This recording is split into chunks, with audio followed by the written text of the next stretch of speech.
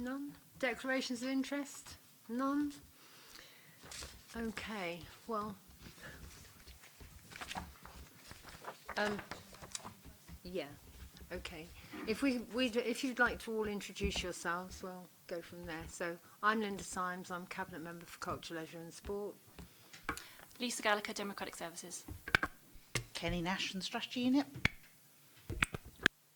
Lindy Elliott, Libraries and Archives. Jane Singh, Portsmouth Museums. Jane Mee, Portsmouth Museums. Felicity Wood, Portsmouth Museums. James Watney, Portsmouth Museums, D-Day Museum. Colin Brooks, Peter Ashley Activity Centres. Bruce Strugnall, Peter Ashley Activity Centres Trust. Graham Bryant, Chair of Trustees, Peter Ashley Activities Centres Trust. Darren Bridgman from the Peter Ashley Activity Centres Trust. Councillor Steve Pitt, Lib Dem spokesman for Culture and Leisure and Sport. Councillor Stephen Morgan MP, Labour Group spokesperson.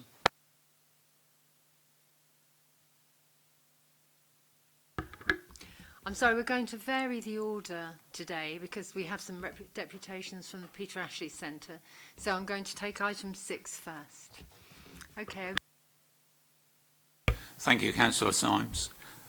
Before I start, I'd just like to make a personal declaration in that I was previously employed by Portsmouth City Council as an internal auditor in the Finance Department until leaving the authority over 12 years ago, and as such I'm known to a number of the PCC officers now involved in this matter.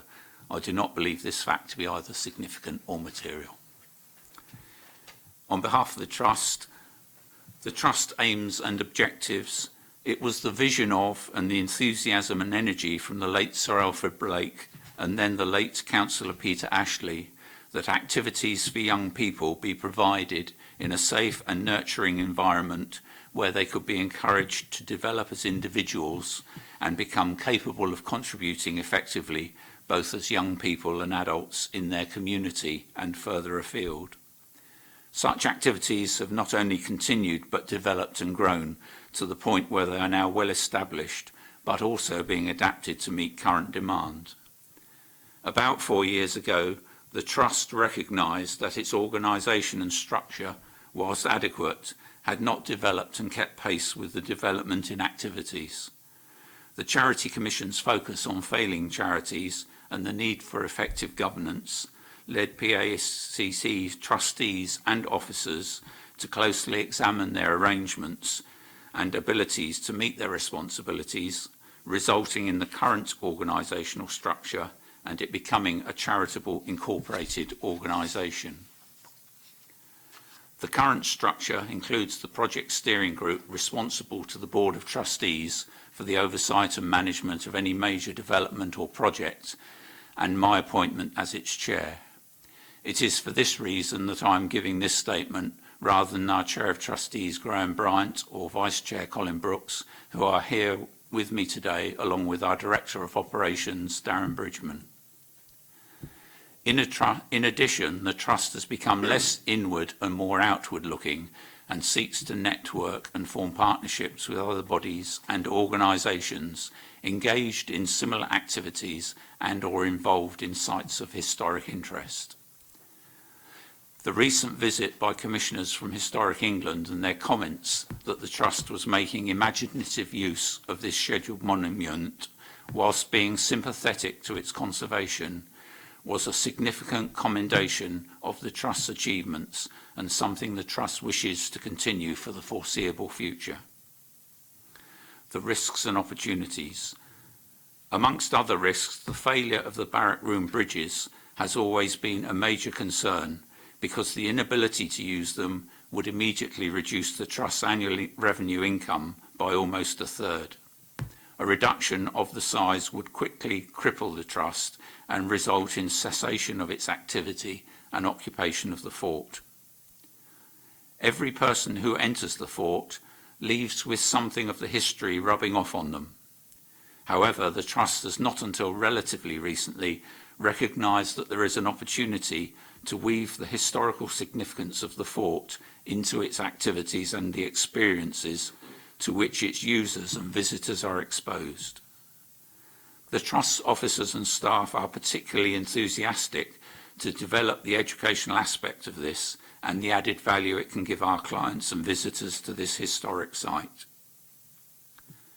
The Trust's achievement in seeking funding from Historic England and originally getting approval in principle for both survey and repair for almost £250,000 demonstrates that Historic England are satisfied that the Trust has the capacity and skills to manage such a project. However, such work needs to be part of a comprehensive conservation management plan as a basis for all future efforts to preserve and keep these historic forts for the community and the nation. The tripartite agreement. The Trust believes that the agreement proposed can provide both the opportunity to attract this and possible future funding available, whilst providing safeguards to ensure that the funding body, in this case Historic England, have oversight and ensuring that neither the Trust nor the City Council are committed to financial expenditure that current constraints on either body make it impossible to meet. Furthermore, the Trust will ensure members are fully consulted in advance of entering any future commitments. The Trust wishes to work in full collaboration to the benefit and satisfaction of all parties. The Trust believes that the £10,000 already spent to manage the risk caused by the current state of the Barrack Room bridges, its further contribution of over £2,000 towards the survey, the significant investment in its trustee and officers' time towards the application and the first part grant awarded by Historic England, can only be justified if workable arrangements are agreed going forwards. It is vital that a basis be laid for making future funding applications and managing the future conservation of a site which, as part of the ring of Victorian defences of our great city, is important to both the local community and the nation. On behalf of the Trust, I thank the committee for their time and attention, and we acknowledge the work of your officers and the efforts to bring the matter before you for a decision. Thank you.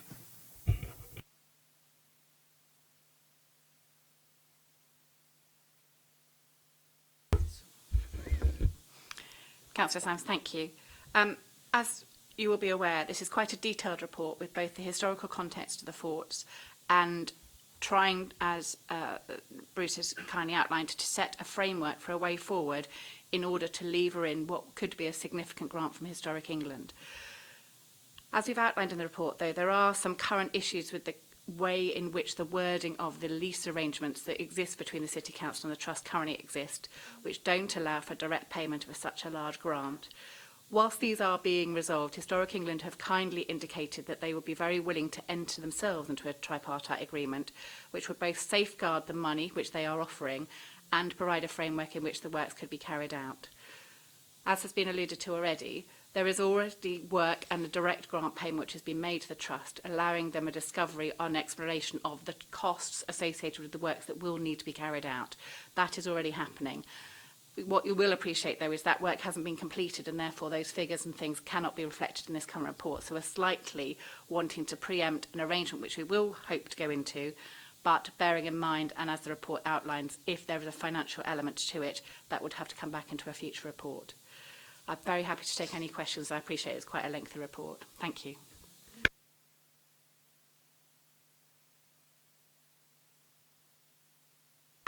Sorry, keep forgetting the mic.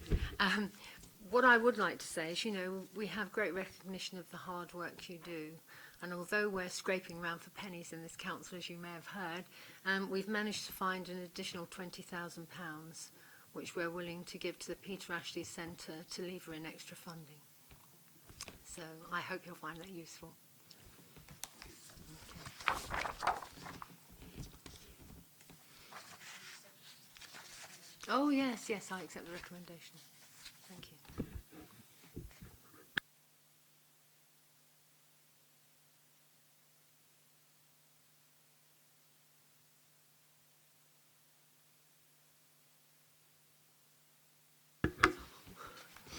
We go back to the agenda and we go to the play and pitch strategy, which is the first item.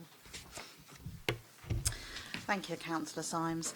The report brings the plain pitch strategy to this committee for approval. The plain pitch strategy is a document really required as part of our evidence base for the refreshed local plan, but also something the Sport England recommend local authorities have to help guide their own funding decisions into local authorities. Reflecting that Portsmouth didn't already have a strategy, Sport England funded us to appoint some technical consultancy support to get the document together. As you would have picked up from the report and from the document itself, the methodology that guides it is very, very technical, and that level of expertise simply doesn't exist. So we engaged Strategic Leisure.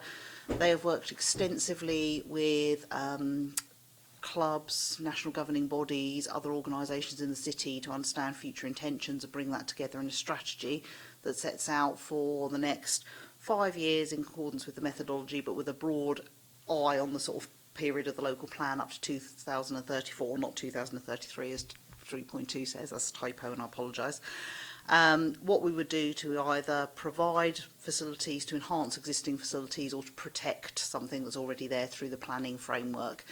You'll appreciate that in Portsmouth we're not flush with open space, and therefore there's not an awful lot that we're able to do really other than to try and work with that we've got to either enhance ability to do multi-sports provision or maybe bring ancillary facilities such as pavilions into a more user-friendly state. This doesn't set out sort of an action plan that we will do this over a particular time frame, but it says instead try to set a framework for priorities and obviously where there would be options to lever in additional funding from national governing bodies or Sport England themselves to provide a framework in which that can be done. It's probably worth saying that the plan does identify some shortfalls of provision. That kind of assumes that if you were starting from a blank page and designing a city, what would you need to cater for the population? Generally, such shortfalls are managed by clubs being really creative with how they work together around the use of space, for example. So while at the moment that isn't detrimental as such, it is something that we need to have an eye on into our future provision. The one sport that has a potential looming problem, I suppose we would say, is hockey, and we're actively working with the national governing body to find solutions to give them longevity in the future. So the strategy is recommended to you for adoption, as I say, as part of that broader framework and to support the local plan evidence base. I believe the plan is that at some point it would also go forward to Cabinet as part of that local plan evidence base. And we will commit to an annual review of the strategy in line with Sport England guidance to ensure that remains considered a current document as opposed to a lapsed document if it's not looked at over a period of time. Thank you, Councillor Symes. Firstly, I wanted to thank officers for their hard work in producing this helpful strategy and reassuring to hear the broad range of engagement that's taken place with local stakeholders. Obviously, the university has got significant ambitions for a new master plan for their estate in Portsmouth, and I think are spending 50 million on their new gym facilities down at Ravenhill Park. So just keen to understand what strategic engagement there's been with the university around these proposals. Yep, so the university have been a key consultee to this document and have fed in some of their intentions as part of it. What I didn't say in the introduction, I probably should have raised, is that there were also consultees to the indoor facility strategy, which was adopted by this committee last year, I think this time last year actually as well. So those two documents need to be considered as almost companion documents, because quite often our indoor facilities and built facilities sit alongside our pitches and sort of create a sports environment. And again, they've been consultees to that. So certainly their intentions are broadly reflected within the documents and would obviously have an impact on the future direction. So, for example, when I mentioned hockey, actually they have one of those hockey provisions, so understanding what they need to do and what the impact on maybe a different provision in the city and where, again, the national governing body would need to lever funding is. But yes, I can absolutely confirm that they're very keyed into this, they've had sight of it, they've commented on it, and they're very aware of what's in that document. I would like to say I think this is a great piece of work because it's been enabled us to identify where we've got gaps in the provision. I know we might not be able to re-provide them all, but it's a really great overview of what's in the city, what's available and how we can use it to its best. So thank you very much.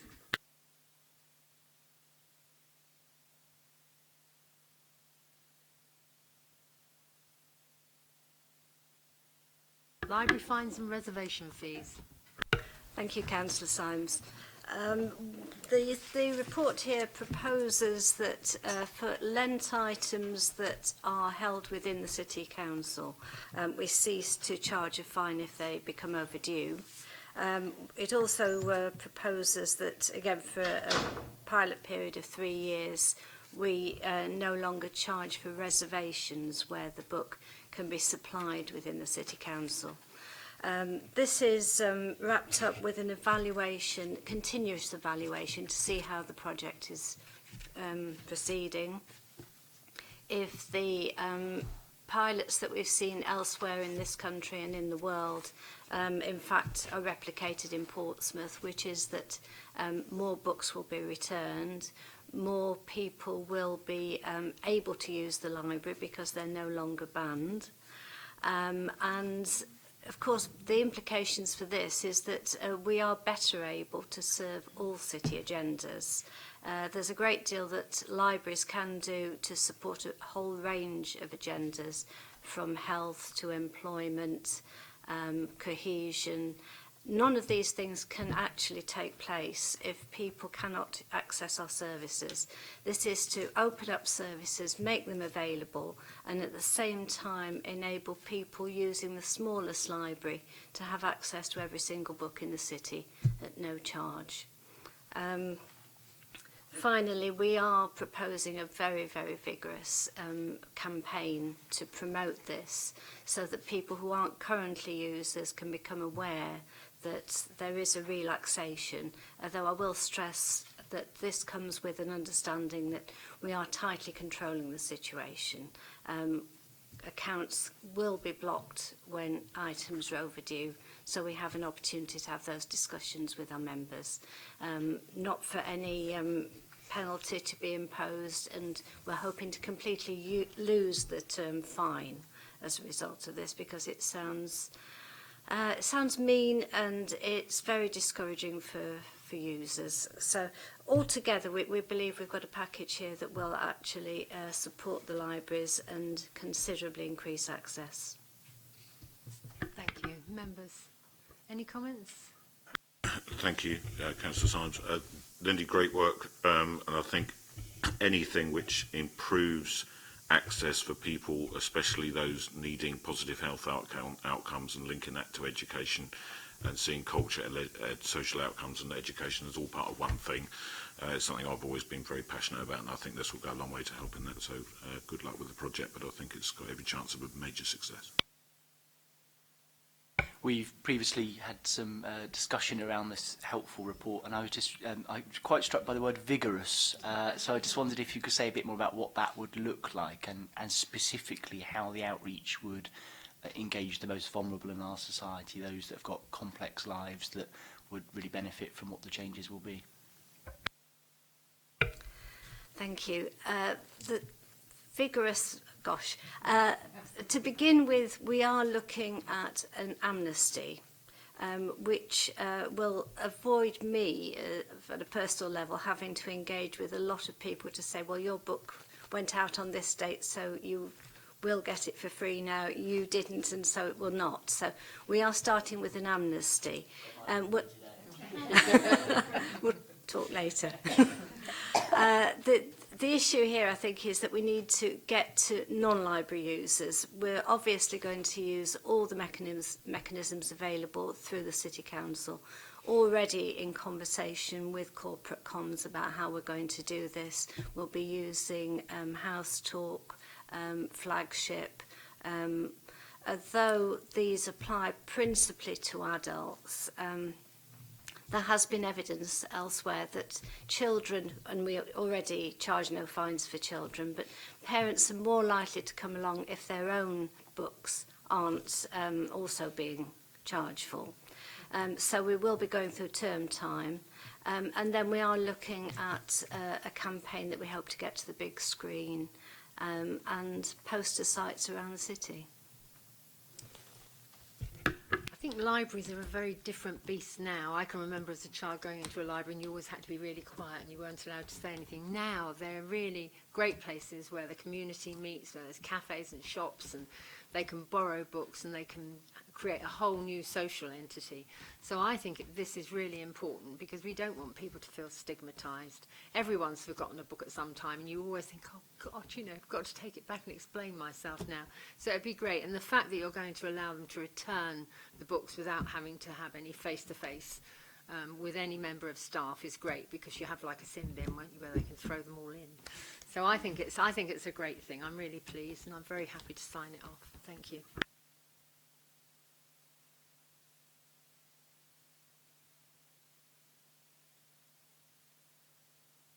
Thank you.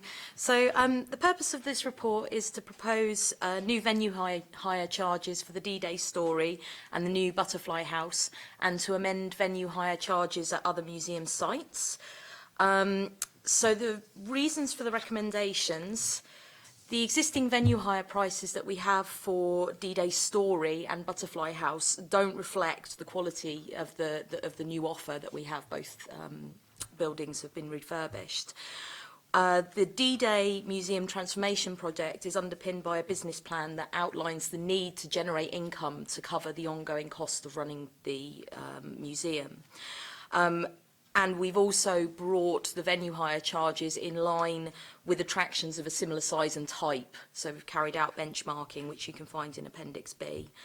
Having flexibility to offer discounts will enable us to offer introductory discounts, to attract new business, repeat bookers, discounts, multiple room hire, and we already offer a discount for charity and third sector groups as well, 25%.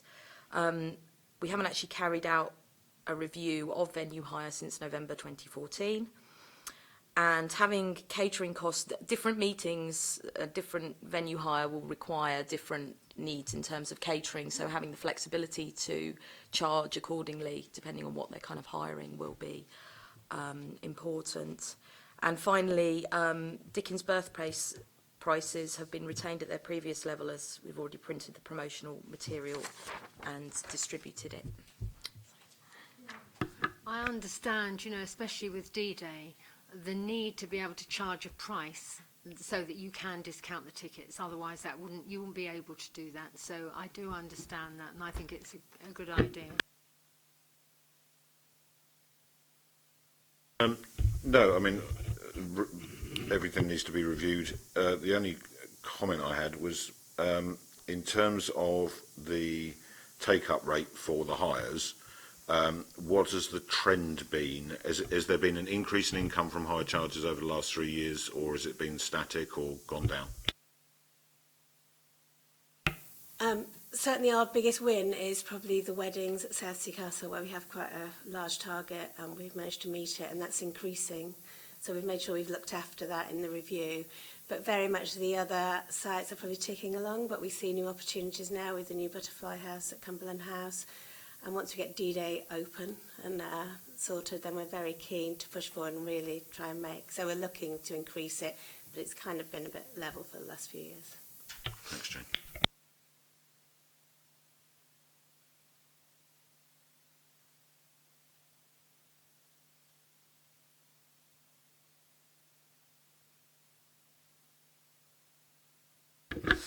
Item 6 we've already dealt with, so we'll go on to item 7, which is the annual update on museums. Thank you very much, Councillor Symes. So the purpose of this report is to review the achievements of the year that's gone and to present plans for the year that's about to start. As everybody knows, the year that's gone has been dominated by our work on the Transforming the D-Day Museum project, sort of all-encompassing, all-embracing, and hopefully very nearly done.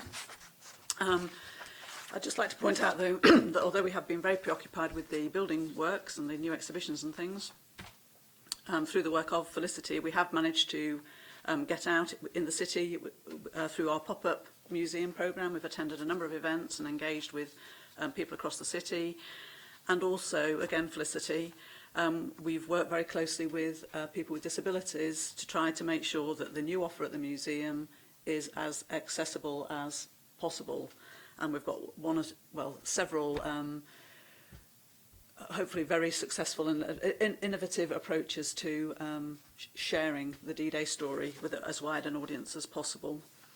I should also mention that during this very busy period focused on D-Day, we have also managed to open a new butterfly house.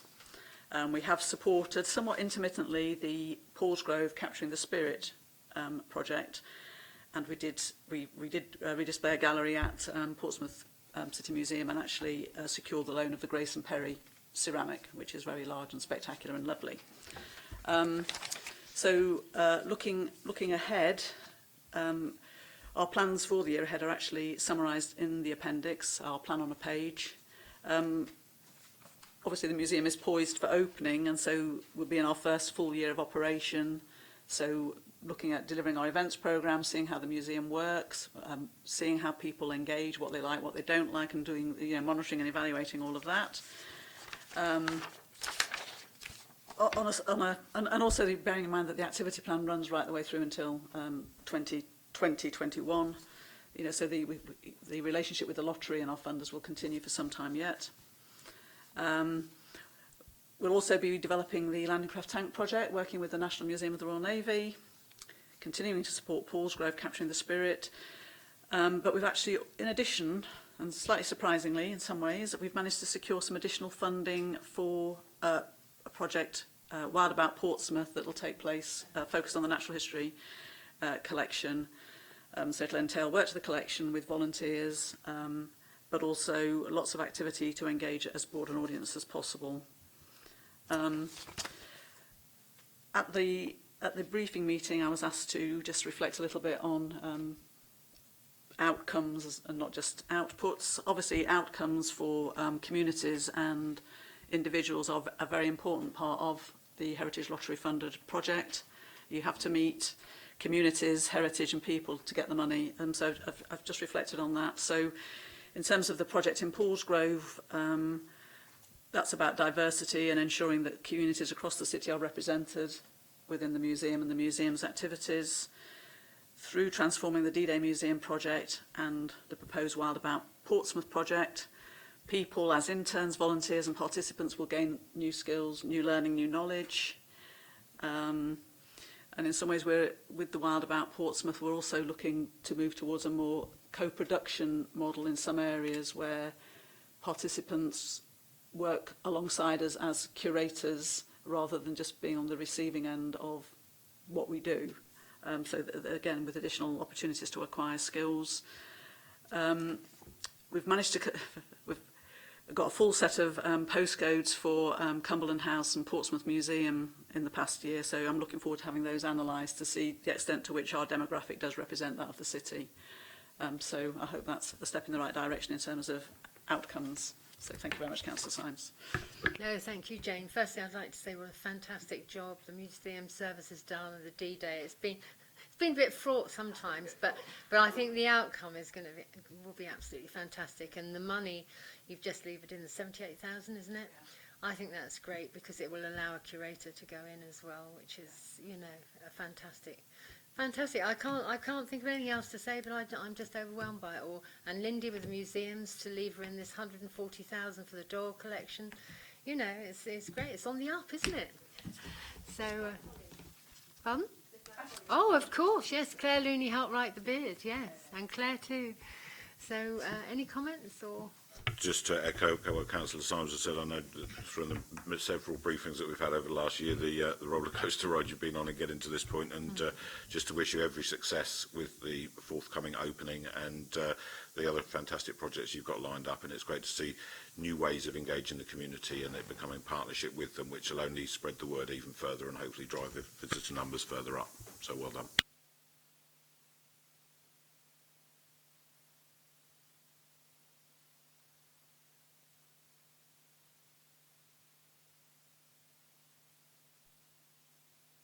Very sorry. Yes. So this one is really just a change. Although we had the actual contract was a 5-year plus 2. We found it much more advantageous to just say that we would like 7 years because we feel that the continuity of this show, the money it levers in, is just Well, it's just been fantastic for the city. I think 8.9 million last year was the money that came into the local community, the local economy, and that's without the money that was earned within the show. So I'd like to put that forward as a proposal that we just have a straight 7-year contract with Victoria's, and hope that you'll all agree. Well, I would hope you'll agree. I know I'm signing it off, but it would be nice if we had agreement from everyone that that was the right way to go. So